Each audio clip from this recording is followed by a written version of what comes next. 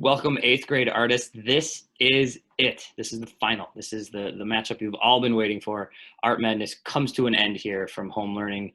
I am Mr. Smith, as always. With me at the bottom of this here pyramid, so way down at the bottom of where I'm looking, is Miss Edel. And here in the middle between your two Merton Williams Art teachers is high school art teacher extraordinaire, Mrs. Marcello. Miss Marcello, welcome. Thanks for joining us. Thank you. Thank you for having me. I'm excited. So let's talk a little bit about last week. We had our second semifinal against Antonio Gaudí versus Escher, and Escher was our winner. So today we move on to our final game. We kind of go back to where we started. We had Kehinde Wiley versus Ellen Atsui, and then Kehinde Wiley versus Christo and Jean-Claude, and Kehinde Wiley came out. We had Escher against Cassatt, and then Escher against Gaudí, and Escher won. So now for our final game, we are doing Kehinde Wiley versus MC Escher. So Mr. Smith, do you want to do a quick recap? What a fun matchup. This is good stuff. MC Escher, our noted printmaker, graphic designer, fine artist. There's a lot of titles you can put on this guy, from the Netherlands. His work you'll see in so many art rooms. You'll see it in memes. You'll see it. He's someone who has sort of fallen into pop culture through the funkiness, through the surrealist sort of nature of his work. We've talked a bunch about this. There are math concepts to this. There are wonderful technical abilities shown here. There's the impossible, like again, referencing the one here in the middle that we've seen a couple different times, the imaginary and the surreal. So, and then Miss Edel and I have addressed his lithography, the process of taking those stones and printing, and just how difficult that is. So there's a master of the craft. There's wonderful imagery. Mrs. Marcello, what do you think? What are your thoughts on MC Escher? I mean, it's classic and a popular one with students.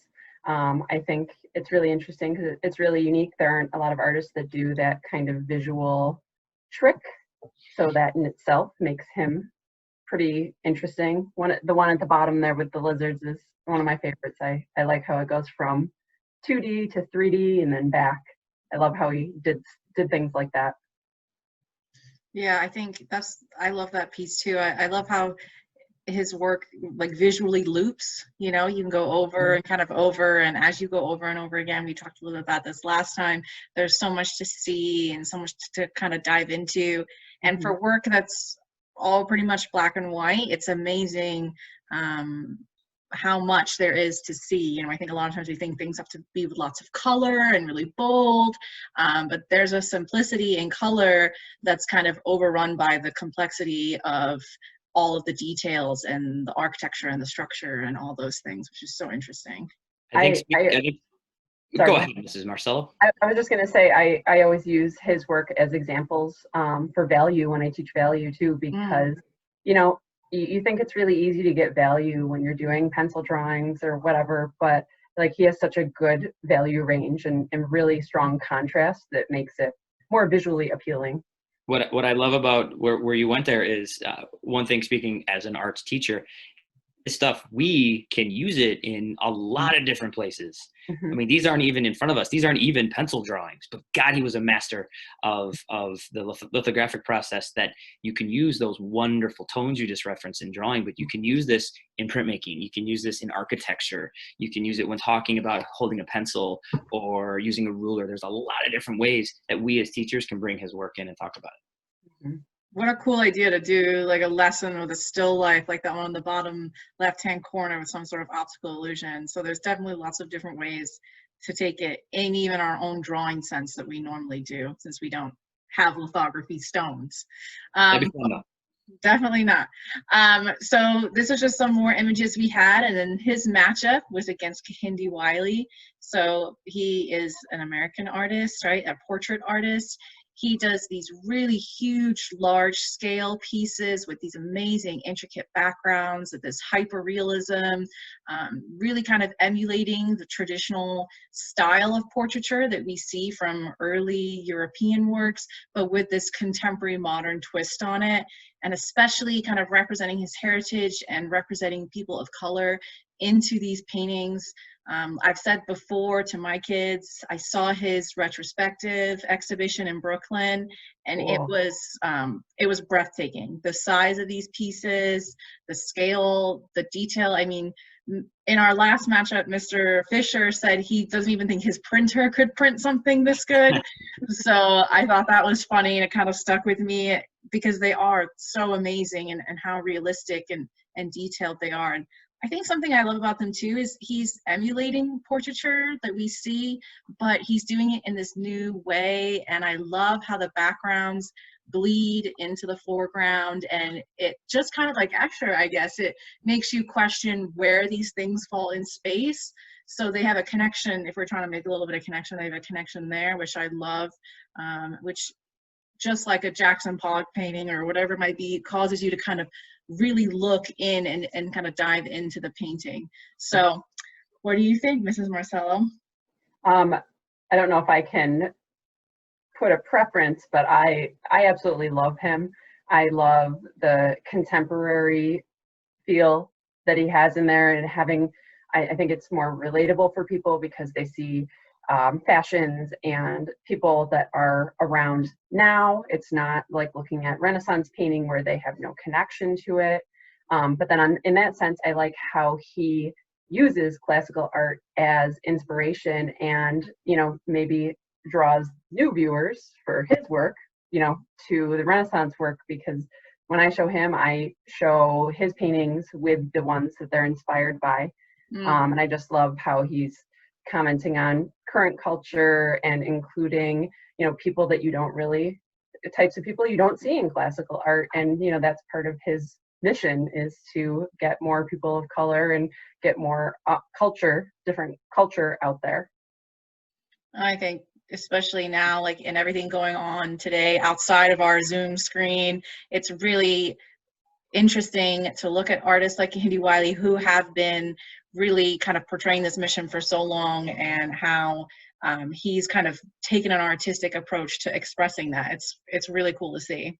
Yeah, I also love his backgrounds, and especially like the Obama one. There's a lot of stuff about that, but the, you know, the plants and the patterns and the flowers, the things that he puts in the background are not just random. Mm-hmm. They have symbolism and meaning.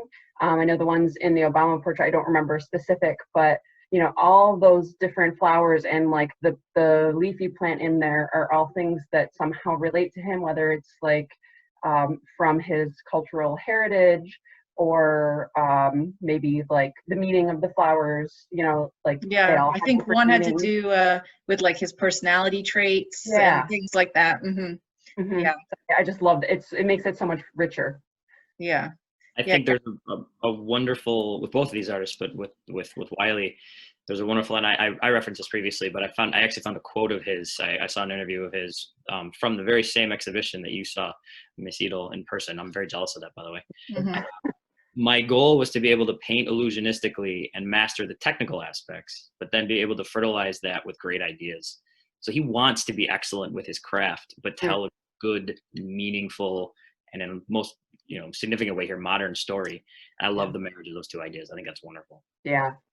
Yeah, and I think kind of what we said all along, he's keeping that classical tone, but he's made it modernized and contemporary, and something, and I think also it allows people to, you might find this work really interesting without having a big art background, just like Escher, and you might be really interested in this, and it might further intrigue you to look back at more classical paintings, Renaissance paintings, portraiture, and kind of dive in that way. So I like how his work is almost an access to art history as well, just like how Escher is, in a sense of looking at his work, maybe then you look into prints or something like that. So got the big vote, final vote. Who are we gonna pick? Mr. Smith's vote would go to Kehinde Wiley. I am such an enormous fan. I love MC Escher, I really do. I feel like on all of these I say that I love the other one, but I am a huge fan. I've had the privilege of seeing one or two of his pieces in person, and his work is breathtaking. And I believe in what he's saying. I believe in his message, and I think he's an incredibly talented American artist, which to me is a fun connection. But there's my vote. Yeah. Miss Marcello, what about you? I'm with you, Mr. Smith. I like MC Escher. I mean, obviously you chose all the artists to begin with because you like them and you think they're strong artists. But I mean, Kehinde Wiley is one of my favorites, and he's new. I love him.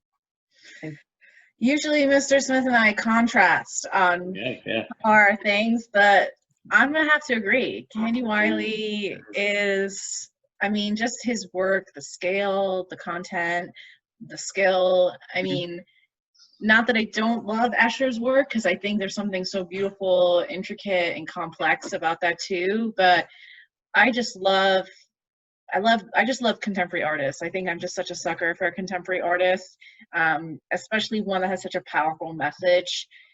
So I think we're all in agreement. It's Kehinde Wiley.